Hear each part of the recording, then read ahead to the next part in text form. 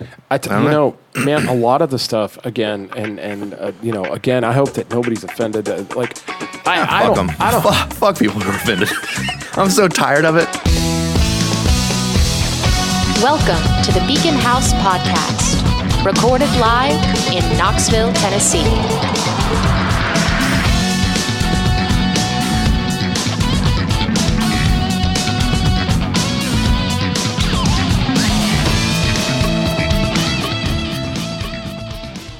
Alexa, make Hunter show up, please.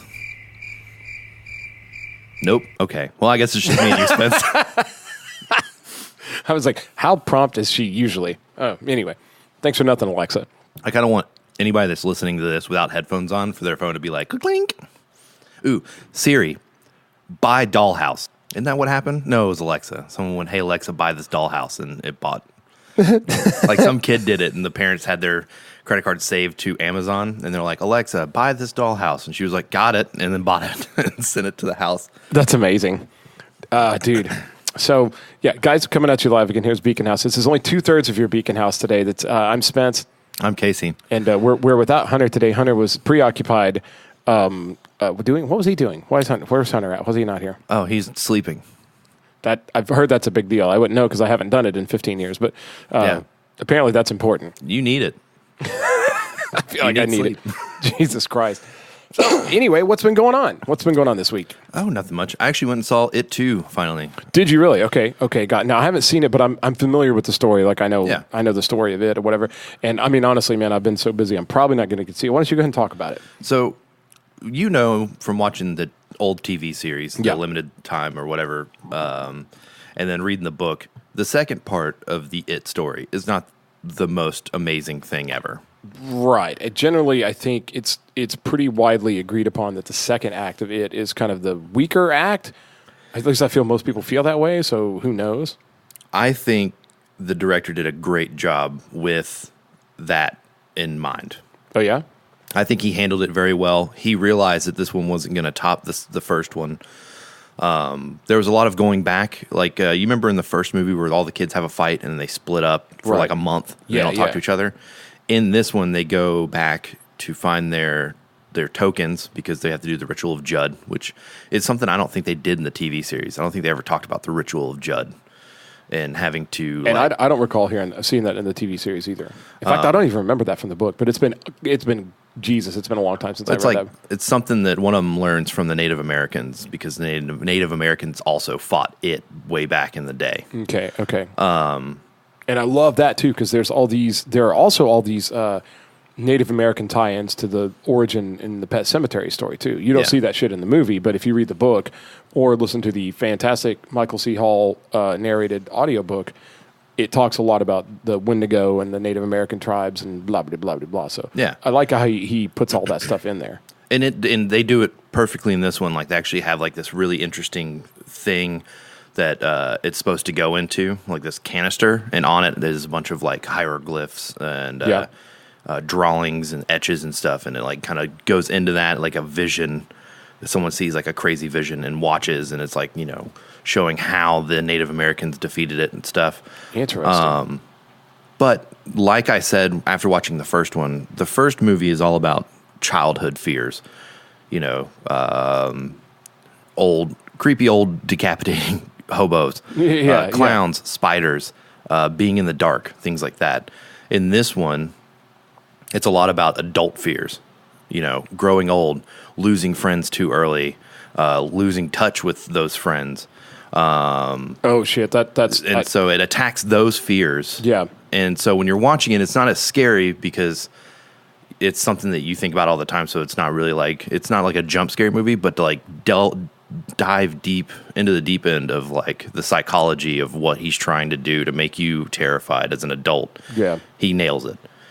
Fucking A. So yeah, man, I thought it was a good movie. I can't wait. Apparently the director said that he's going to film a couple of different scenes and make a long supercut of both movies into one disc. And I'm waiting for that before I pick it up on DVD. Oh, super rad. Okay, cool. Well, I'm glad to hear it. So you would, and we saw our buddy Tweetster's his movie review of it online too, and he I think he gave a very fair, even kind of a I don't know, like a review of the movie. Right. So totally, dude, I'm down. So you totally would recommend it? I would recommend it. I know that I'm also really easy to please when it comes to movies. Well, I mean, you're a big fan of movies. Like I would say, I mean, I know we've joked about that in the past. Like Casey just likes every movie or whatever. But the thing is, if you're a big fan of movies and a movie does something pleasing, then there's nothing wrong with liking it. Yeah. And I would say that being as big of a fan of movies as you are, probably you would know if a movie does something that just fucking sucks straight out, you know? So I get it. And I will say I laughed more in this movie than I thought I would. Uh-huh. There's a lot of good punchlines, usually by Bill Hader. Yeah. And, it's... I was going to say, I bet that's probably... has a lot to do with Bill Hader being involved. Yeah.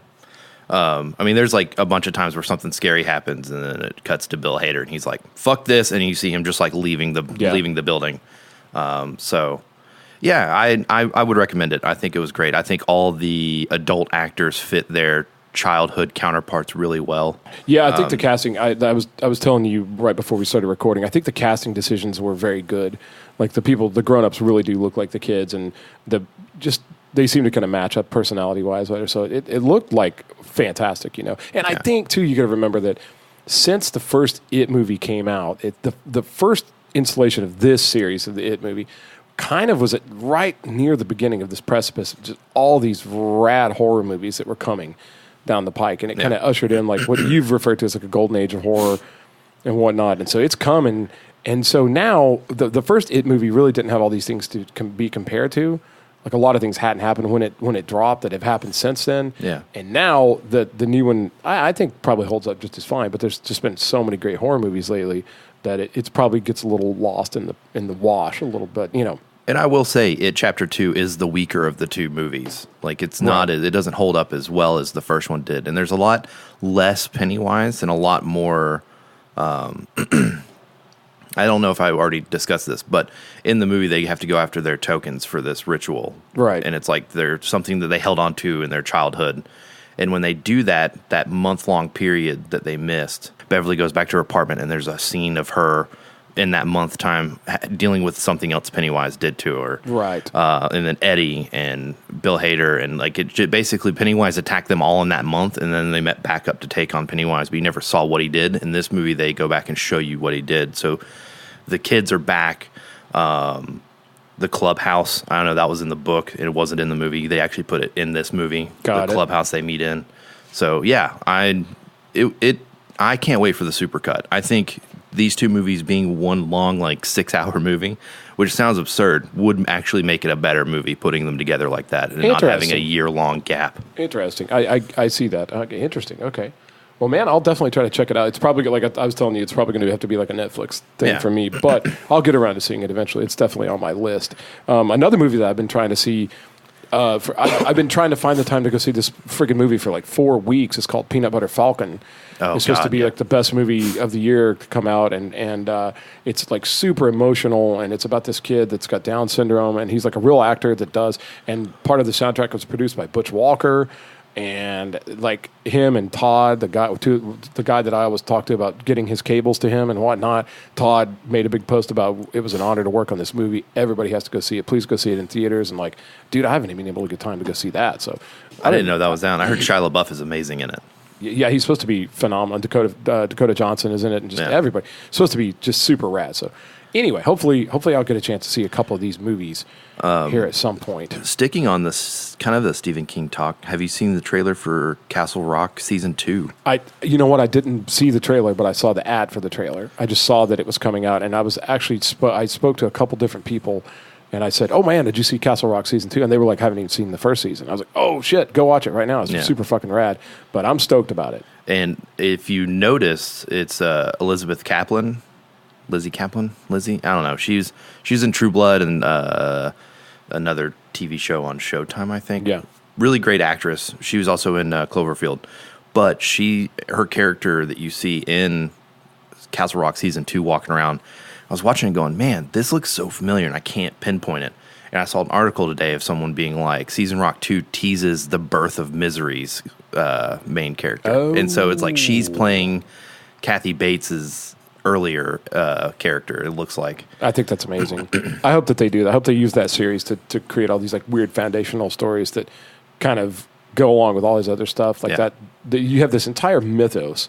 If you do that, you've got almost like the Stephen King universe. Yeah. Which on its own, you may not like this story or that story, and Stephen King has just as many haters as he does fans, but all in all, if you put all that shit together, you're going to have a pretty stellar fucking universe. Like, you're going to have a pretty cool, especially The Dark Tower. That's sort of the cornerstone. And that movie was piss poor, but somebody's going to do a series. Eventually, they're going to capture it. But I think there are just some stories, man, that are really tough to capture. I feel like most people think they did a pretty good job with Lord of the Rings. Yeah. Those movies kind of capturing it. But again, I was never a huge fan of those books. I know that for me, the Narnia Chronicles, those movies totally didn't do it for me. They were just they just didn't have that. They could, again, I don't know. Maybe if I would have been a kid and seen them, it would have been a big deal. Yeah. As an adult, I was like, I felt like I was watching a kid's movie. And the thing about the Narnia Chronicles is it wasn't really just for kids. It's supposed to be kind of this big thing. And I feel like they could have maybe artsied it up a little bit and it would have been legendary.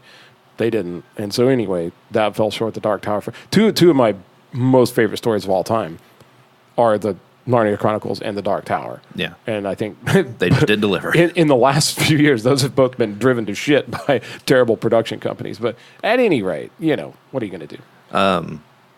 I do think after watching both It movies that this director should pick up another Stephen King, and I think he should do Silver Bullet. I think he would do a great job with Silver Bullet. Fuck yeah. He does really good with monster creation and making things look like real gross and like gruff and rough, and dude, I think he would kill it. I'm all for that. I am all 100% for that. It's about time we had a good werewolf movie, because especially after all this Twilight bullshit. Jesus.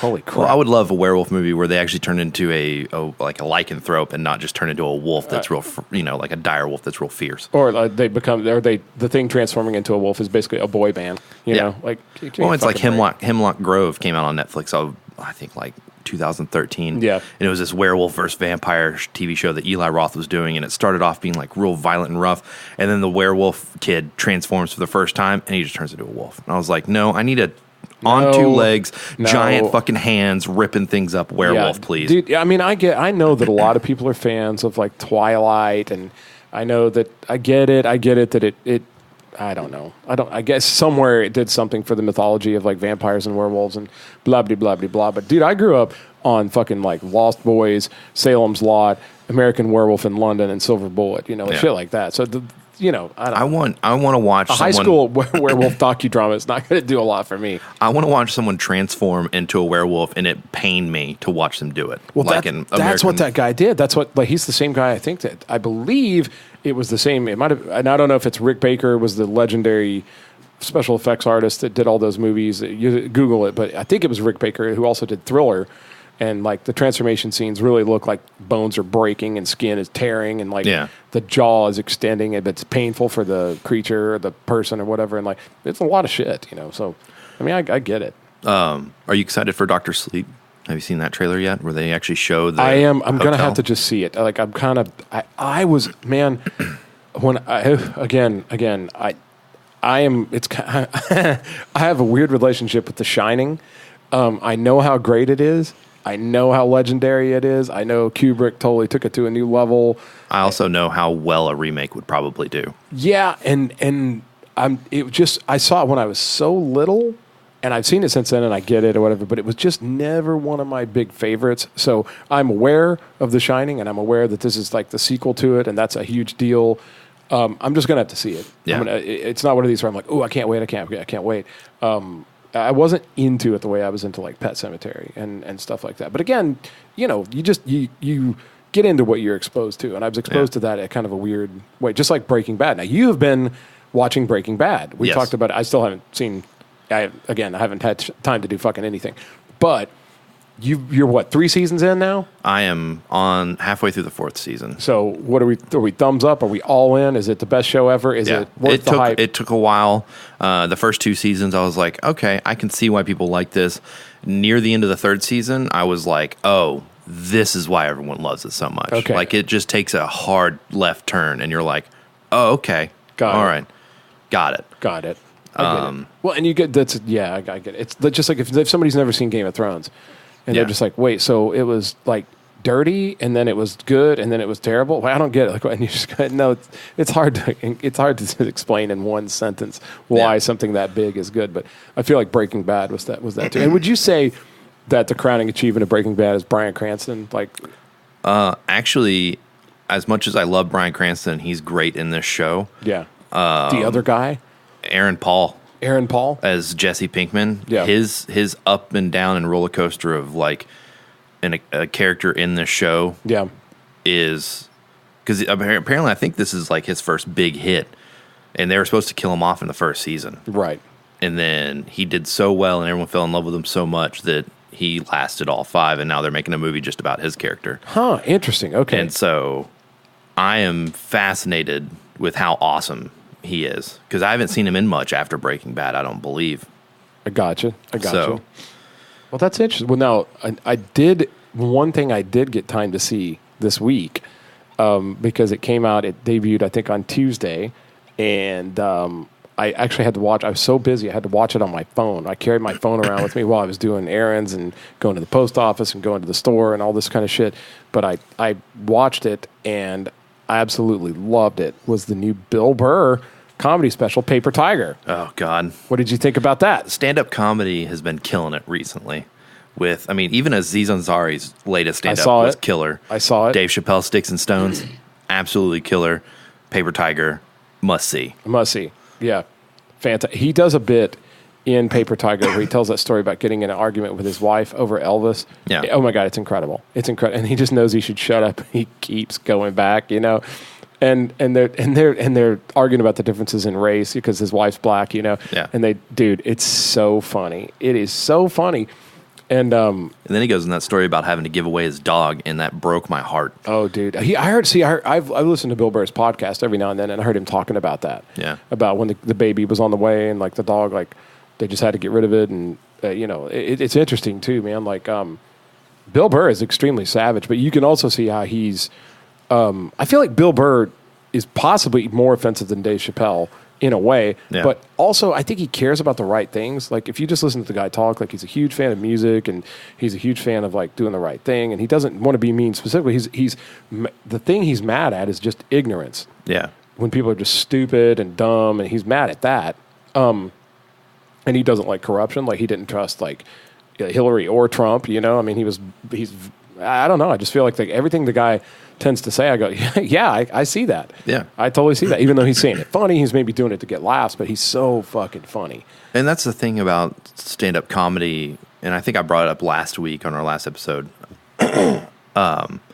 It's just how brutally honest stand-up comedy has become. And so whenever you get into like debates or arguments with people and you bring up stand-up comedy, they're like, well, that's just a comedy show. It's like, yeah, but the thing about comedy nowadays is usually they're making fun of the truth. Yeah. And and that's what they're making us do, is look at the hard truth that we'll usually try to ignore. Or, they put it in our face and make fun of us for it. Yeah, well, dude, and I think I think comedy is art. I consider comedy art, just like music and poetry, and you know what I mean, like and the physical arts and stuff. You know, I consider that stuff. Art is representative a lot of times of the current landscape. Like a lot of songs that come out. Like songs in the 90s were so fucking mad, Rage Against the Machine, and there was a lot of like music reflects kind of like what's going on in the world at that time. Remember in the 60s? 60s were probably the most radical time ever. And again, I was born way after that for everybody listening. Fucking way after the 60s. I didn't say anything. I wasn't anywhere near the 60s. I was way after the 60s. I was born. But anyway, sorry, very few times in a week I get to feel young. But fucking looking back now, like dude, the people who think they're radical these days, the people who think they're like a radical activist or whatever these days, I mean, dude, they've got so many comforts, and they've got like wireless headphones, and you know what I mean, they've got like fucking, it's just different. If you just look at activism now compared to like in the 60s, I mean, it was the fucking Wild West. Like I was listening to some guys talk about the people that used to follow the Grateful Dead, and dude, people would just like trust fund kids and stuff would go, well, I can just cash out all my stuff, quit school. I don't have to work for basically a year. I'm just going to go on the road. And they would just get in a car and follow this band all over the United States. They would sleep in a van. They would camp. They would invent drugs, buy drugs, do whatever. They would start like groups. It was people would just go nomad. They would just go rogue right off the fucking the map, and it was all working for something. So like, I don't know. I'm just here to tell you, like, it was fucking crazy back then. But again, it was all protest to the Vietnam War. Like, so much of that, not everything was. Some of it was protest to like weird American ideologies. Like so.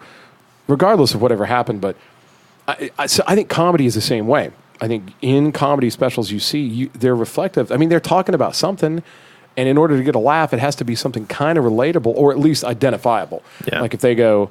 Everybody might not want to laugh at that. Like Bill Burr did that thing one time again. And again, I realize how this could be offensive to some people, but he did this wasn't in his recent special, but he did one before, remember, where he goes, you ever hear somebody pretend like there's no reason to hit a woman? He goes, now I'm not saying you should do it, but don't act like there's no reason. And he talks about how mad his wife makes him and the things she says to him, But again, that's violence against people is not funny. No. But the idea that somebody could be so antagonistic. And the fact that the whole audience laughs is there's an identifiable something in there where they go, yeah, you made me so mad. I wanted to kill you one time. Of course I didn't. Yeah. And then that goes back to like the line between art or the line between fiction and reality. Like you said, video games. Yeah, you want to go in a video game, blow up like a whole fucking city.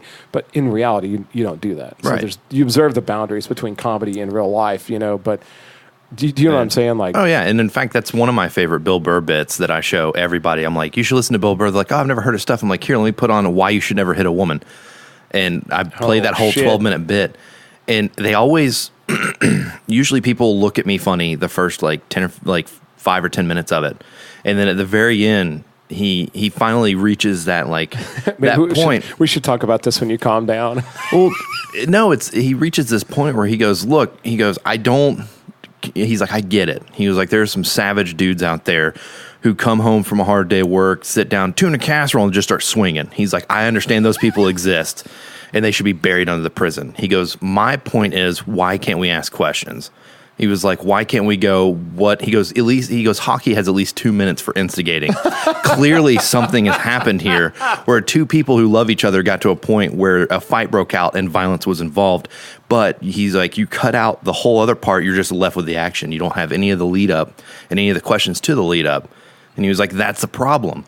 And he brought up the whole Chris Brown and Rihanna thing. And he was like, maybe Chris Brown and Rihanna were sitting in the car. And she's like, oh, Baskin Robbins. And he just started hitting her. He's like, I get it. That could have happened.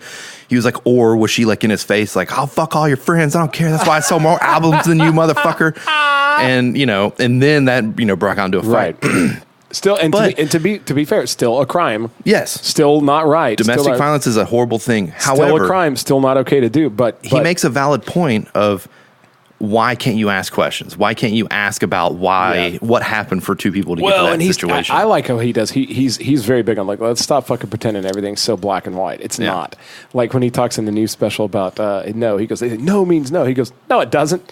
No, it doesn't. He goes, picture this. And he goes, no, stop. Oh, no, stop it. Oh, my God, you're being so bad. Stop it. No. He goes, that doesn't mean no.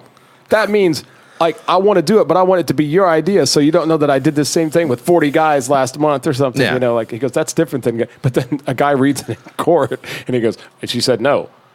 And the transcript reads, no, please stop. Don't do that. No. But because it's a different thing. That's not how she said it. That's not how she said it, Yeah. So, again. I like Bill Burr, and that's Dave Chappelle and Bill Burr both make you look at things that you may not want to face, like the truths you may not want to hear. Sure. And that's why I think they're so controversial and people get so mad at them recently. And they're like, they're not funny. You shouldn't listen to him. It's like, well, I mean, should you not listen to him because he offended you? Sure. If he offended you, fine. But did he offend you because he said something true and you didn't like the fact that you had to face that truth? Right. Man, a lot of the stuff, again, and again, I hope that nobody's offended. Fuck them. Fuck people who are offended. I'm so tired of it. I'm so tired of people being like, I'm offended. It's like, yeah, we get it. I understand. Well, man, I get it. And there's still the law. There's still, the right and wrong. There's still all that stuff. But, if you start to see like this movement about where they're just started firing all these guys that were being accused of stuff that like the Netflix guys and stuff that like weren't even convicted of anything. They weren't proven to be guilty of anything. They just got accused. Boom, they fired him right off the show. Like no chance. Like they threw Louis C.K. under the bus, and like they, Dave Chappelle and Bill Burr talk about him, and there's all this stuff. It's like you're in a car going down the road, and everybody. This is driver's ed 101. The car starts to veer a little bit out of control, and you hear what everybody says. They go, "Be careful not to overcorrect." Because you're starting to spin one way, and if you overcorrect, you're going to spin even harder the other way. You're going to go off the road in a ditch. I feel like right now, the car of like political correctness or whatever, social aptitude, whatever we're dealing with, the bubble that we all live in, I feel like we're halfway off the road. We got two wheels in the ditch. We're throwing up rocks. One of the tires is already flat. And like nobody's driving. Nobody's hands are on the wheel. Everybody in the car is mad and blaming each other. And like there's a couple tires that are still barely on the road trying to pull us back up onto the interstate of sanity. And I feel like those tires might happen to be Dave Chappelle and Bill Burr. Well, bringing it back into calibration. Like, hey guys, come on, let's get back to laughing about stuff. Like nothing's funny anymore. That's terrible. Well, and I think it was Joe Rogan that said it. The people who want equality and like everything to be fair, and people who are getting offended recently or most offended, like social justice words and things like that, their stance is, I want everyone to be equal. I want everyone to be treated the same.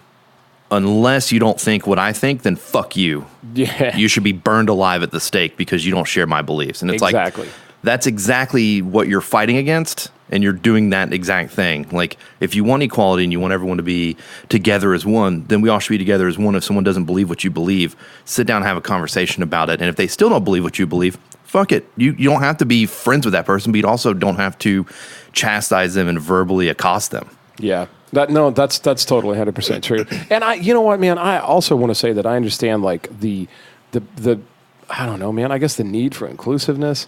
Like I get that shit. And even me, man, even though I'm just like, everybody can be however they want to be. That's fine. That's okay. I'm not going to judge you. I don't care. I'm never going to like look down on you, whatever. It's all going to be completely based on your personality and your behavior. Yeah. How you treat other people is how I treat you. Are you a dick? If you're a dick, I'm calling you a dick. I don't give a fuck what gender you are, whatever bathroom you use, like whatever. I don't fucking care. If you're an asshole, you're a fucking asshole. Yeah. And if you're a good person, then you should be able to like overcome a lot of that. But I will say, I had this thought this morning, or not this morning, but this week, I had this thought driving to work, just talking about like the fight for inclusiveness and a lot of this kind of stuff. And you know what, man, like I realized that even being allowed to be whatever you want to be, LGBTQ, anything, whatever, I realized that still doesn't necessarily introduce compassion into the whole thing. And that's what I was thinking about. Like you could be all day long, like if somebody's like transgender and they get hired to where you work and you want to work with them, you can be like, all right, it's cool. That's cool. And you could be totally accepting and make sure not to like treat them poorly, use the pronouns they want to use, whatever, just really try. But at the same time, at the end of the day, you're not like going to hang out with them. Yeah. You're not like sitting afterwards going, so, hey, what's been going on? Like, how have you been? Do you need any help with anything? It must be kind of tough. I get it. You probably get like made fun of sometimes. And you're not doing that. You may go, hey, it's cool. We're cool. But then you're going your way. They're going their way, and you don't deal with it outside of that. So even the most accepting people have these little bitty tiny moments of like acceptance, and you feel like you've done a great thing. And then really, you know what I'm saying? And well, here's what's terrible is most of those people feel the most ostracized by the church. And the shitty thing is the church is supposed to be the place that's welcoming to everybody, regardless of who they are, what they are. Nope. And yeah, that's the terrible thing. And that's because so many of the people, again, this is such a polarizing. If you could have just seen it the way I saw it that morning on the way to work with a cup of coffee, being kind of quiet, I was having kind of a moment. It just all made sense. But I remember thinking like, so many people in the church don't want anybody to be different. They don't want anybody to be transgender or like bisexual or homosexual or whatever. And their whole solution to when they come face to face with these people is just to try to either preach to them or explain how much God loves them, and that's supposed to fix everything. Yeah. And these people have been told their whole life that God doesn't support people like them and would never have created somebody like them. And why would God even care about them? In fact, maybe God's even mad at them And then you get somebody coming up going, God loves you. Well, that doesn't do a whole lot for those people. And I get that. And I remember thinking that people always go, what would Jesus do? Blah, blah, blah, blah, blah. Well, do you think Jesus, if he was alive today, would go up to those people, like transgender people, and go, hey, look, quit being transgender. I love you. All right? Yeah. I'll see you later. Like, here's a lottery ticket, you know? Like, yeah, check out. You don't have to worry about your identity anymore or anything because I love you. Bye. I'm out of here. I'm going to go catch some fish, you know, whatever. It wouldn't be like that. Like, supposedly the compassion that we talked about that really goes along with that is you would just sit with the person, not judgmentally, and just hang out with them and just go, look, what's on your mind? Like, obviously we're a little different, but how can I help you? And there's a thing there. And so that doesn't necessarily provide compassion. I think that's what's missing is the compassion. And I think the church does have it sometimes. And I think people outside the church have it sometimes. But again, the more people are just at each other's throats, the compassion leaves and everybody thinks they have the answer. Some people think if you force people to accept things they don't understand, that's the answer. Other people feel like, no, we're not going to accept it. We're just going to tell them to believe in God and they'll change back. And well, that's not the answer either. But supposedly just getting together and not hating each other, that kind of goes a long way, you know. But I had this big like epiphany on the way to work of just like a shower thought in the car. Kind of a shower thought. Yeah. And it's one of these things where if you really, really think and I would even challenge our listeners, man, like if you think you're a great person and that you're not judgmental and that you're not easily offended, or even if you are, whatever, if you're okay with anybody being however they want to be, well then like don't just like wave and say hi, but like take 15 minutes, go get a cup of coffee with somebody that's very different from you or that might be struggling with something or doesn't necessarily believe the same thing you believe or is on the other side of the political aisle or whatever. Try that, because that's the real deal, is when we're not divided by things like even pleasantries. You can walk by somebody in the supermarket and say hi, but you're not really changing anything. Yeah. And I would say to that, if you really are against doing what Spencer asked and going out and do that, then just mind your own goddamn business. Stick to yourself. If you're not willing to go and be compassionate, how about, you know, keep your opinions to yourself and your, I guess, close-knit group of friends that share those opinions. Yeah. I saw a meme. I might have even shared it where it said like, back in the early days of the decline of our democracy, I shared some white hot memes with a group of like-minded friends, you know. Like, I really did my part. Like, you didn't do shit, you know. You obviously your friends are going to agree with you, you know. Like, well, I have an interesting thought. Here recently, if someone does something good, it gets recorded, right? Like, you always see it on Reddit or YouTube. It's like this person, like this kid was made fun of for wearing the same clothes to school as the one I saw recently. And these kids like went out and bought this kid new shoes and new clothes and things like that. Yeah. Do you think now with like back in the day, it wasn't about like someone did something nice, they did something nice. It wasn't about being caught on camera doing that nice thing. Yeah. Nowadays, it's let's see if I can do something nice on camera and make it go viral, and maybe I can get on Ellen DeGeneres' show or something like you know, something cool. With the more cameras being put up everywhere and more cameras, like people are constantly on their camera, on their cell phone taking pictures of things like that. Do you think niceness, even if it's fake niceness, is going to grow and people are just going to be fake nice to people on camera, and then when the cameras turn off it's back to normal? Or do you think like the next generations will learn to be nice and not realize it's because they're on camera? That is a shower thought right there. Here's what I think. I think that both things will happen because there's both kinds of people, and I think that real compassion comes from values, and values probably come from the parents initially, unless people seek truth, you know. But at the end of the day, even if somebody is buying a ton of food for homeless people and they're making sure it goes viral and they get on the internet and they get all this glory for doing it and whatever, at least the people get to eat. Yeah. So at the core, a good deed is a good deed, and then everyone else's perception of a good deed, well, that's a little tougher to define. But as long as somebody's getting fed, as long as somebody's getting a ride or somebody's getting help, or, you know, there's good deeds are good deeds regardless of the residual effect. Right. So I hope that people keep doing good stuff, even if they're not even sure why. If they just know, like, I need to help that person, or the inclination to go out of your way for somebody else, even to hold the door for somebody, like, whatever. I hope people do that stuff just because it feels right to do it. Yeah. And beyond that, you know, and here's the thing, somebody might get famous for doing a whole lot of good stuff, and they might not have a bad bone in their body, and people are going to shit talk them. Somebody's go, oh, that guy just blah, blah, blah, blah. You know what I mean? Like, you hear anybody that's done charity work gets shit talked by somebody. oh, they didn't really mean it, or they were just trying to get famous or whatever. I mean, maybe, but did somebody get to eat? That's kind of the whole thing, you know, like there's not always a good reason for, and not everybody deserves it. I don't know. A lot of the people that are starving because it's their fault. They did things that, you know what I mean? Like the crime doesn't always fit the punishment necessarily when you're trying to do charity work and good deeds, I guess. But I hope people do it for the right reason. Yeah. Act like social media is always watching. Sure. Which sounds terrifying. Yeah, we're closer than ever to that. I know. Everything can be caught on camera at any time. They're now selling, I saw somebody was selling actual stickers that fit just right over the camera on the laptop. Like you can buy a pack of them. And so like everybody's covering the facing camera on their laptop now. Really? They just automatically assume every laptop is watching you all the time. That's things that. Yeah, I'm kind of like, whatever. My laptop's got some good footage then. Fucking, I saw Joe Rogan was talking to some guy about the likelihood that we're in a simulation again and all this. And the very first comment was some dude, he goes, hey, if you're the programmer of the simulation, could you bump up my serotonin a little bit? Okay, thanks. I just need to be a little happier. Could you get me a little happier if you're writing this fucking sick thing that we're involved in here? I will say, playing The Sims, I would know if I was in a simulation if I ever jumped in the pool and the ladder got taken out. I just forgot how to get out of a pool. I was like, oh, I can pick myself up. No, I can't do that. Wasn't that how they killed all the Sims? They put them in the pool and took the ladder out? That, or you put them in a room and take the door away and put in a wall, and then they get stuck in that room and starve to death. Jesus. Yeah. Amazing. Video games don't cause violence. Oh, God. Well, guys, listen, thanks for joining us today for this episode of Beacon House.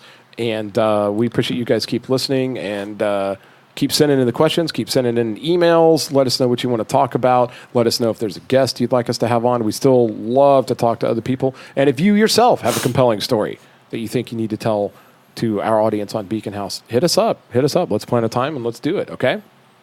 Hunter, you got anything, Hunter? Hunter, what do you got?